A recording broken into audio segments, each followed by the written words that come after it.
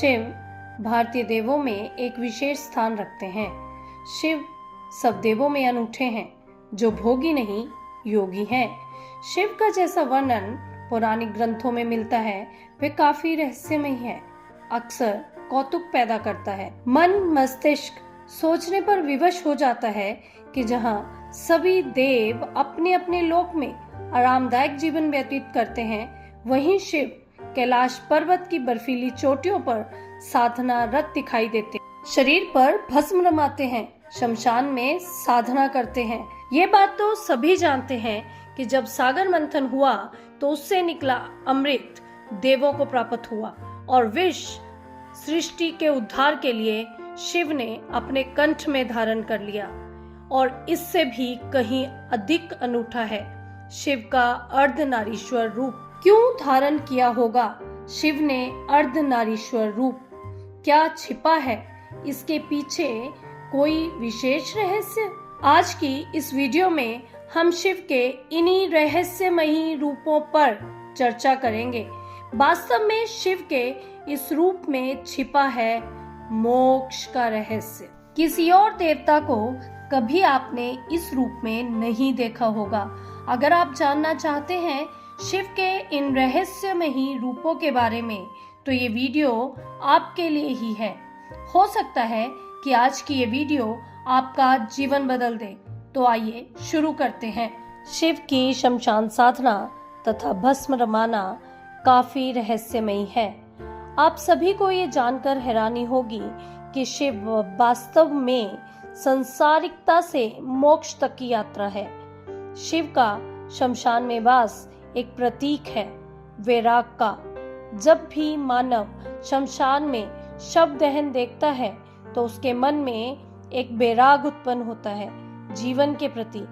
एक क्षण के लिए हर कोई सोचता है जीवन क्या है, इसका सत्य क्या है। जब कोई संवेदनशील व्यक्ति इस संसार की नश्वरता के बारे में जानकर वापिस इसमें लिप्त नहीं होना चाहता, तब वह जीवन की एक रूहानी यात्रा पर निकलता है एक ऐसी यात्रा पर जिसमें जीवन के सत्य की खोज सबसे प्रमुख रहती है। जीवन के इस सत्य की खोज करवाता है शिव का समाधिस्थ रूप।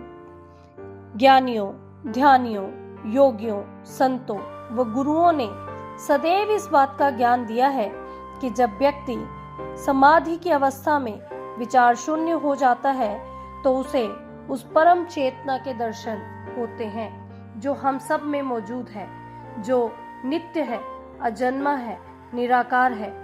यही है शिव का अर्धनारीश्वर रूप। शिव का अर्धनारीश्वर रूप बताता है कि जो शक्ति इस समस्त ब्रह्मांड में मौजूद है, वही शक्ति इस शरीर में भी मौजूद है।